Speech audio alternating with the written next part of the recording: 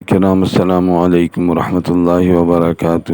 آج بروز چہارشنبہ ہے، ذوالحجہ کی 7 تاریخ، 12واں مہینہ 1446 ہجری ہے، انگریزی کی 4 تاریخ 6واں مہینہ 2025 عیسوی ہے۔ سورہ مریم کی آیت نمبر 22 کی تلاوت، ترجمہ، تفسیر کی جا رہی ہے۔ غور سے سماعت فرمائیے۔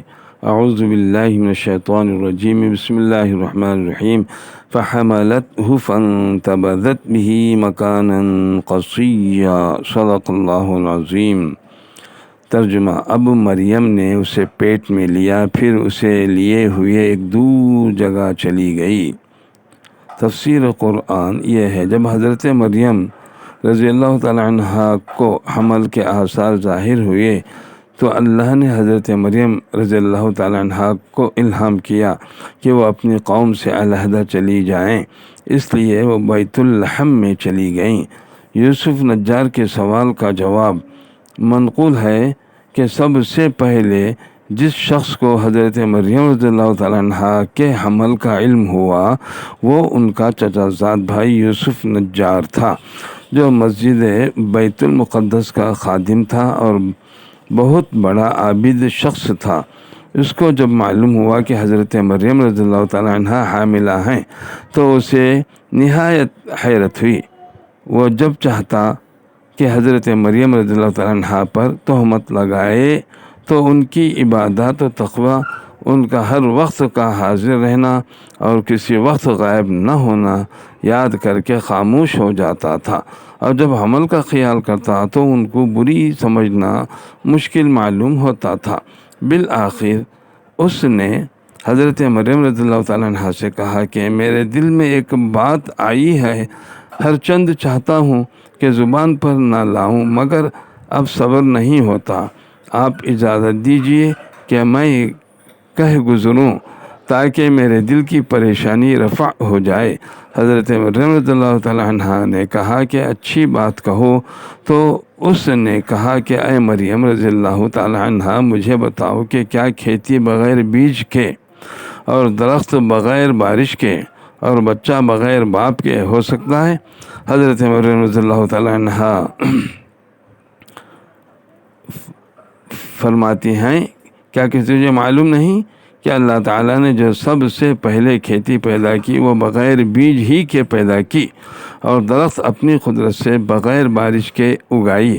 کیا تو یہ کہہ سکتا ہے کہ اللہ تعالیٰ پانی کی مدد کے بغیر درخت پیدا کرنے پر قادر نہیں؟ یوسف نے کہا، میں یہ تو نہیں کہتا، بے شک میں اس کا قائل ہوں کہ اللہ ہر چیز پر قدرت رکھتا ہے، جیسے کن ہو جا بولے تو ہو جاتی ہے، فرمائی وہ ہو جاتی ہے۔ حضرت مریم رضی اللہ تعالیٰ عنہ نے کہا کہ کیا تجھے معلوم نہیں کہ اللہ تعالیٰ نے حضرت آدم علیہ السلام اور ان کی بیوی کو بغیر ماں باپ کے پیدا کیا؟ حضرت مریم رضی اللہ تعالیٰ عنہ کے اس کلام سے یوسف کا شبہ دور ہو گیا، اور حضرت مریم رضی اللہ تعالیٰ عنہ حمل کے سبب سے کمزور ہو گئی تھیں، اس لیے حضرت مریم رضی اللہ تعالیٰ عنہ کی نیابت کے طور پر مسجد کی خدمت و سر انجام دینے لگا۔ تفسیر ابن خازن وغیرہ۔ تمام مخلوقات کو پہلی بار اللہ تعالیٰ نے پیدا کیا۔ یاد رہے کہ اللہ تعالیٰ نے کائنات میں جتنی مخلوقات پیدا فرمائی ہیں ان تمام کی پہلی بار پیدائش اس نے اپنی قدرت کاملہ سے فرمائی، اور اس کے باوجود مخلوقات کی افزائش منظور تھی۔ ان کی افزائش کے لیے ظاہری اسباب مقرر فرمائے، اور ان اسباب کے ذریعے مخلوقات کی افزائش ہوئی۔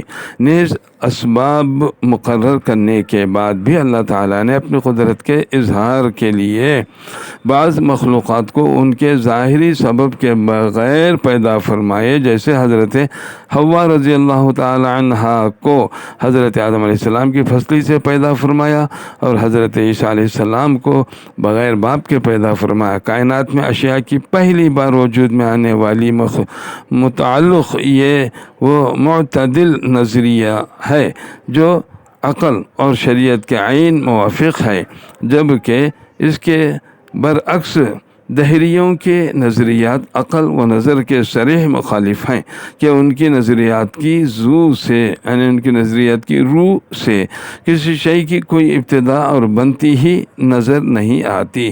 یہاں یہ بھی یاد رہے کہ اللہ تعالیٰ کی قدرت پر دلالت کرنے والی چیزوں میں غور و فکر کرنا اور ان چیزوں میں اللہ تعالیٰ کی قدرت کے دلائل تلاش کرنے کے لیے تحقیق اور جستجو کرنا بہت اچھا کام ہے، کیونکہ اس سے اللہ تعالیٰ کی قدرت دلائل کے ساتھ معلوم ہوتی ہے، اور یوں کفار کے لیے اللہ تعالیٰ کی قدرت اور اس کی وحدانیت کا اعتراف کرنے اور اللہ تعالیٰ پر ایمان لانے کی راہیں کھلتی ہیں، اور مسلمانوں کو اپنے رب تبارک و تعالیٰ پر ایمان مزید مضبوط ہو جاتا ہے۔